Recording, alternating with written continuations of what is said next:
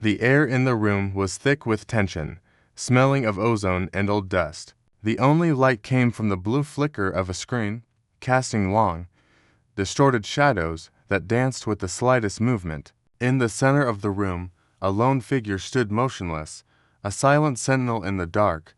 From the hallway, a muffled thump followed by the low murmur of voices broke the silence. The figure's hand moved slowly, deliberately, wrapping around the cold, smooth grip of a silenced pistol. The click was almost inaudible, yet it was the loudest sound in the world. A flashlight beam suddenly cut through the darkness, sweeping across the room. A voice, cold and smug, echoed, "Clear the living room. Check the back." The figure didn't flinch. He knew they were coming. He had set a trap, and they had just stepped into it. The only question was, who would be the hunter and who would be the prey? End of hook. Karen Miller was, by all accounts, a quiet and sensible woman. A single mother who worked as a paralegal, she had moved to the idyllic-looking suburban community of Fair Oaks, Virginia, 5 years ago. She had been drawn in by the promise of well-kept lawns, quiet streets, and a safe environment for her son, Alex, whenever he was home on leave. What the glossy brochure had failed to mention was the dark cloud that loomed over every neatly trimmed hedge and freshly painted mailbox, the Homeowners Association, and its self-proclaimed queen, Eleanor Vance. Eleanor Vance was a woman who saw the HOA as her personal kingdom and its bylaws as her divine right. She was in her late 60s, with a perpetually pursed mouth and a rigid, unyielding posture. She had a network of informers, mostly bored, retired neighbors who would report every single perceived transgression. A rogue trashed and left out too long, a slightly too high hedge, or a patch of grass that wasn't the perfect shade of emerald green. To Eleanor, these weren't minor issues. They were signs of a breakdown in civilized society, a personal affront to her authority. Karen's feud with Eleanor had begun over something laughably small, a single, wild rose bush. It was a beautiful, sprawling thing that her late mother had planted. Karen kept it pruned, but its nature was to grow freely, and it had a habit of sending tendrils over the property line. It was an aesthetic delight to everyone but Eleanor. Eleanor saw a violation of Article 5, Section B, property line maintenance, and promptly issued a fine. What had started as a simple, automated fine had quickly spiraled into a bitter, personal vendetta. Karen, a woman who valued peace, had tried to reason with Eleanor. She offered to trim the rose bush back more aggressively, to pay a small fine, anything to just make it go away. But Eleanor wasn't interested in compromise. She was interested in a show of power, and Karen's quiet resistance was a challenge she simply couldn't abide. Soon, the fines began to arrive with a chilling regularity. The rose bush was just the beginning. The color of her front door was a quarter shade off the approved palette. The height of her lawn, 1/10 of an inch tall. She received fines for a tiny patch of brown grass that she hadn't even noticed. Karen started to feel as if she were under a magnifying glass, every detail of her life being scrutinized by a woman who seemed to have nothing better to do than torment her. Eleanor had made it clear, through passive-aggressive notes and pointed comments at community meetings, that she was going to make an example out of Karen Miller. The harassment didn't stop at fines. Eleanor would drive by Karen's house slowly, her gaze lingering a little too long. The HOA's gardeners, always well-meaning but intimidated by Eleanor's wrath, would accidentally leave clippings on Karen's driveway. The final straw came when Karen's mail was tampered with, a clear act of intimidation that made her heart pound with fear. She was a single mom. She had a lot to lose, just as Karen was starting to wonder if she should just sell the house and flee. A final, crisp white envelope appeared in her mailbox. Unlike the usual red ink notices, this one was sealed with a black sticker and had no return address. Karen's hands trembled as she opened it. The letter inside was not a fine. It was an official-looking document with a bold header, "Final Notice of Violation and Property Reappointment." The text was filled with legal jargon, but the message was terrifyingly clear. Due to her repeated gross neglect of property standards, the HOA was exercising its right to enter her property to correct the violations and would charge her a substantial fee for the labor. It was a thinly veiled threat of trespass, a declaration of war. It listed a specific date and time, just 2 days from now. The document was signed with a flourish by the board, but Karen knew who was behind it. The cursive signature at the bottom was unmistakably Eleanor Vance's. Karen stood there, the paper in her hand, her mind racing. This wasn't just about a rose bush anymore. This was a violation of her home, her privacy, her last refuge. She felt a wave of helplessness wash over her. But then, a flicker of defiance sparked. Her son, Alex, was a soldier. A quiet, disciplined, highly trained soldier. He was coming home for the weekend, and Eleanor Vance had just picked a fight with the wrong family. Karen's phone felt heavy in her hand as she dialed the number. The call was a final plea, a moment of desperation before the calm, calculated plan began. The final notice from the HOA was a carefully crafted piece of psychological warfare, and it worked. It left Karen Miller feeling hollowed out and utterly defeated.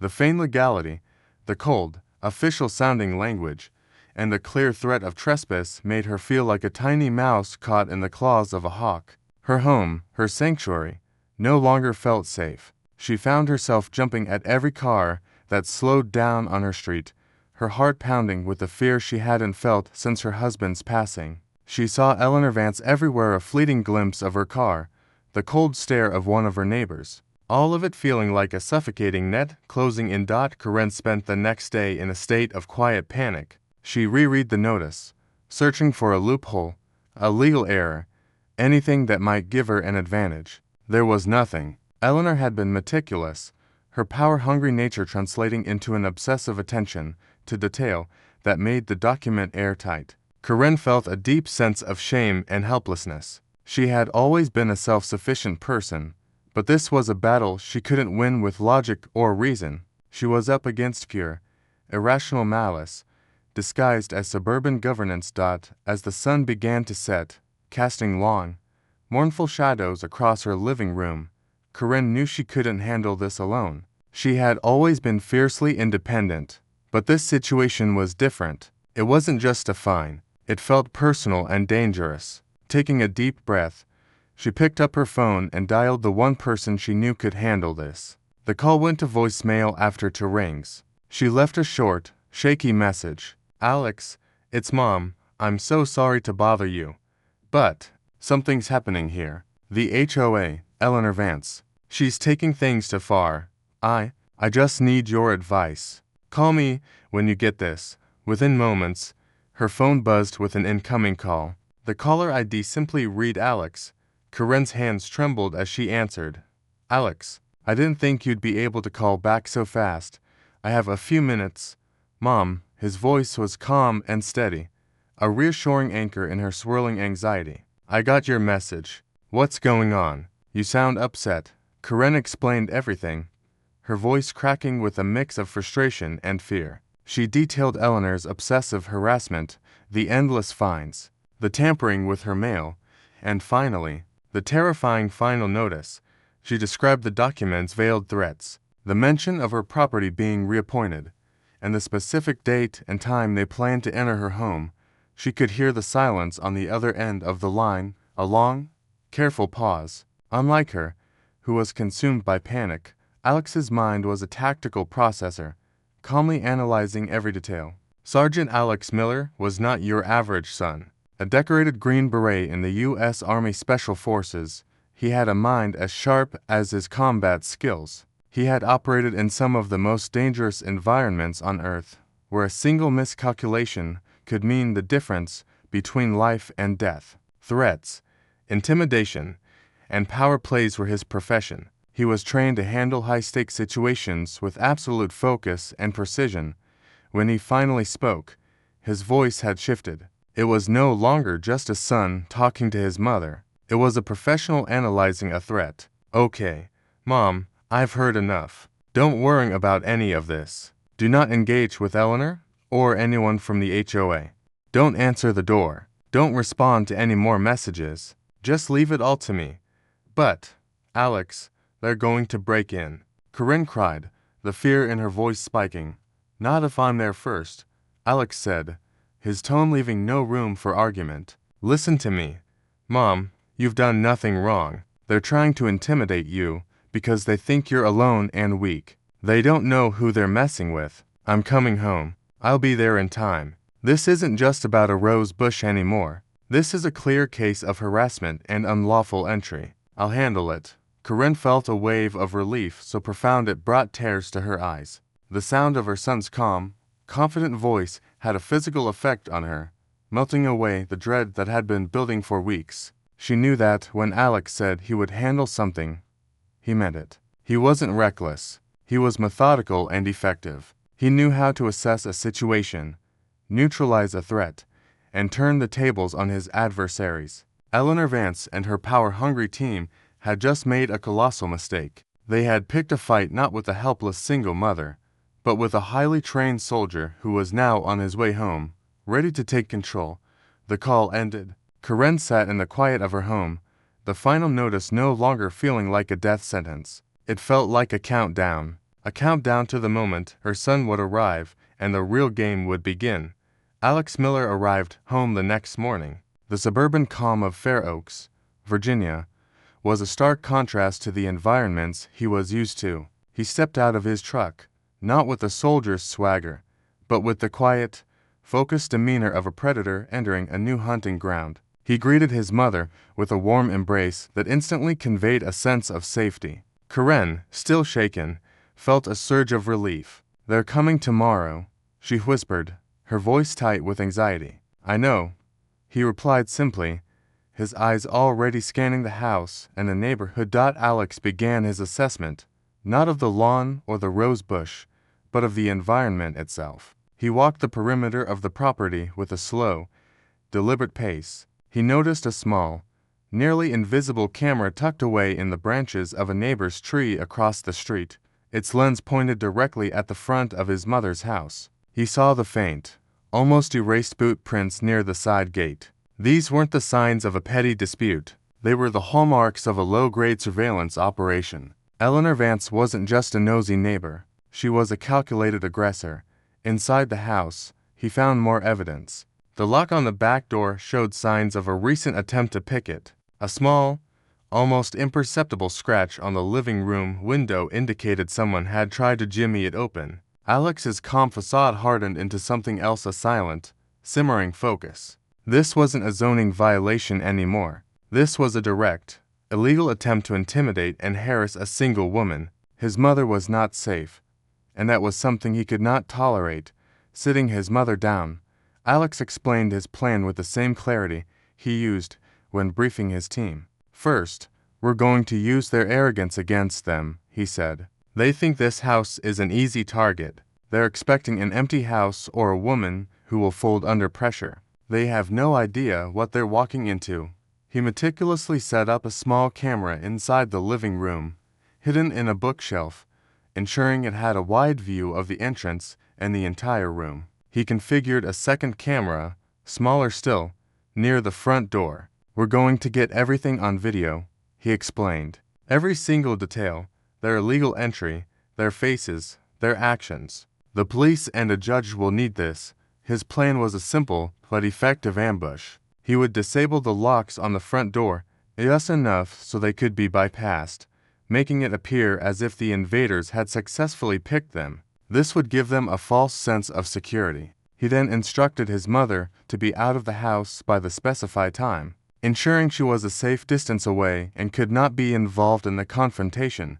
"I need you to be somewhere else when they arrive, Mom," he said. "Go to a friend's house, get some coffee, anything. Just be out of here. And keep your phone on silent. I'll call you when it's over."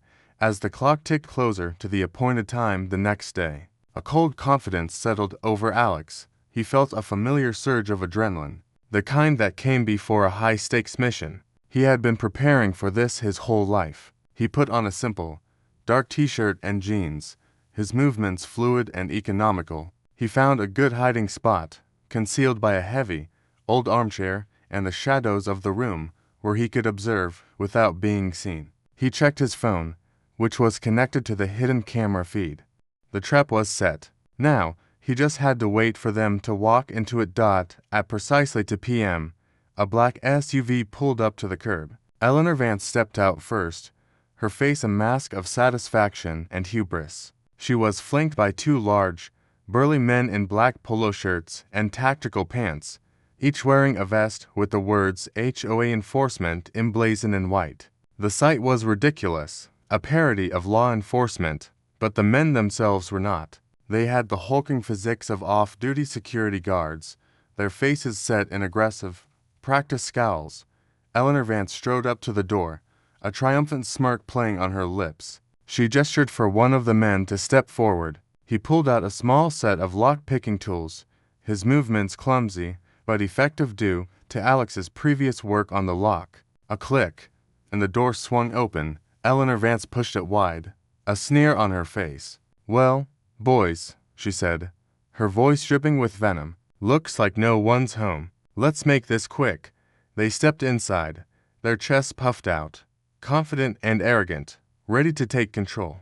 But they were not alone. The living room was dark and silent, and from the deep shadows, a pair of eyes was watching their every move. The 2 men, with Eleanor Vance watching from the doorway, moved through the living room with the arrogant swagger of men who believed they were in complete control. They paid no attention to the deep shadows or the way the furniture was positioned. Their focus was on the easy, quick job they thought they had. One of the men, a large, brutish-looking individual, grunted, "This is gonna be easy. Let's grab some of the valuables, and then we'll trash the place to make it look like a real break-in." The second man chuckled in agreement. "She won't know what hit her." Eleanor Vance, her face alight with vicious glee, gestured towards the kitchen. "Check the rest of the rooms. Make sure you leave a mess. I want her to find something broken in every single room." But as they took their first steps, a calm, male voice sliced through the silence of the room. "I wouldn't do that if I were you." The 3 of them froze, their eyes darting around the room, searching for the source of the voice. The large man, who had a flashlight in his hand, swung the beam wildly. It landed on a figure standing up slowly from behind a large armchair, a silent, imposing shadow. It was Alex. He was a ghost in the darkness, having positioned himself perfectly. Before the first man could even react, Alex moved. He didn't rush. Every movement was economical and precise. He grabbed the man's wrist, twisting it just enough to send a jolt of pain up his arm. The flashlight clattered to the floor, its beam spinning wildly. The second man lunged, but Alex was already a step ahead. He ducked under the man's clumsy swing, his elbow finding a pressure point on the man's arm. With a small, practiced push, the man's arm went limp, and his body was off balance. Alex swiftly turned him around, pinning his arm behind his back. The first man, now disoriented and in pain, tried to swing a punch. Alex simply stepped to the side, and the man's momentum carried him forward, stumbling into the other subdued accomplice. The 2 men, trained only in aggression and intimidation, were completely outmatched. Alex had them both on the ground in a matter of seconds, their fake HOA enforcement vests looking comical in their defeat. Eleanor Vance, who had been watching in stunned silence, finally found her voice. Who are you?" "This is my property." Alex didn't answer her directly. Instead, he stepped out of the shadows and walked towards her, his face calm, his gaze unwavering. He had his phone in his hand, its screen showing a live feed of the entire takedown. He turned the screen towards her, and her eyes went wide with a mixture of terror and disbelief. "This is not your property, Miss Vance," Alex said, his voice as cold as ice. "This is my mother's home, and what you and your associates have just done is called breaking and entering. What you've been doing for weeks is harassment, and what I've just captured on video, all the evidence the police will need."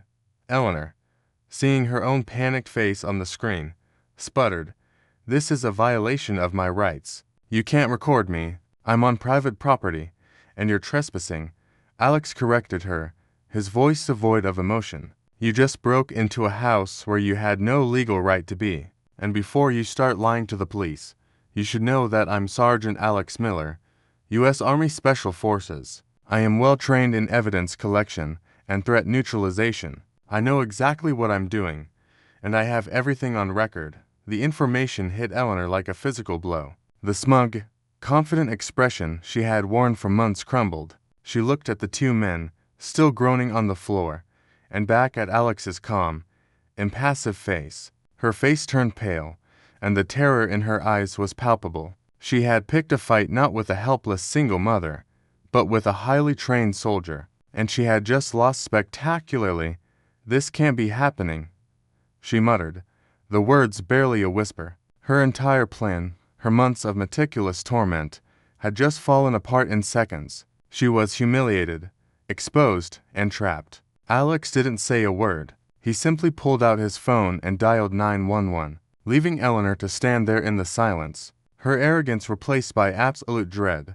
The wail of police sirens grew louder, a sound that, for months, had been a source of anxiety for Karen, but now felt like a symphony of justice. Alex calmly stood over Eleanor and her two accomplices, who were now sitting on the floor, their arrogance replaced by a mixture of shock and sheer terror. When the officers burst through the door, their hands on their holsters, they were met not with a chaotic scene, but with a highly trained soldier in charge of a civilian arrest. Alex showed them his military ID and calmly explained the situation, playing the hidden camera footage on his phone. The officers, seeing the clear evidence of breaking and entering, harassment, and impersonation, didn't hesitate. They read Eleanor Vance and her accomplices their rights and placed them in handcuffs. Eleanor tried to protest, to twist her story, but her words were cut short by the cold, metallic click of the cuffs. As they were let out, she shot a look of pure hatred at Karen,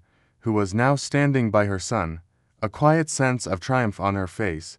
Word of the incident spread like wildfire. A neighbor, who had seen the police activity, posted a video on social media, and a local news crew picked up the story. The next morning, the fake HOA cops incident was headline news. The footage Alex had captured went viral, with millions of views, and the story became a national talking point. It was a perfect storm of community outrage and media sensationalism, exposing the dark side of suburban power trips. But the story didn't end there. A few days later, a detective called Karen. "Ms. Miller," he began, "we've uncovered something much bigger. It turns out Eleanor Vance and her associates were part of a larger, illegal scheme. They've been using the HOA to target and harass elderly and single homeowners, creating fake violations and massive fines. They'd use legal threats to pressure people into selling their homes for a fraction of their value to a shell company they secretly owned. Your home, Ms. Miller, was their next target. They were going to seize it and then flip it." The news was a gut-wrenching revelation. The petty dispute over a rose bush was just the surface of a deep, criminal conspiracy. Eleanor Vance wasn't just a power-hungry control freak. She was a predatory criminal. Karen felt a wave of nausea, realizing how close she had come to losing everything. It was a frightening thought, but it was immediately followed by a profound sense of gratitude for her son. Later that evening, after the news vans had left and the street was quiet once more, Karen and Alex sat on the front porch. The air was cool and peaceful. Karen looked at her son, a man who had faced unimaginable danger in foreign lands, now sitting calmly on her porch, having faced down a small-town bully. "I don't know what would have happened if he hadn't come home." "Alex," she said softly. He shrugged, a small smile on his face. "I told you, Mom, they picked a fight with the wrong person." He wasn't talking about himself, not really. He was talking about his family, about the home he had protected. It was a simple, quiet moment of victory. They had not only won their personal battle, but they had also exposed a major criminal enterprise, saving countless other homeowners from a similar fate. The fight over a rose bush had become a fight for justice, and in the end, they had won.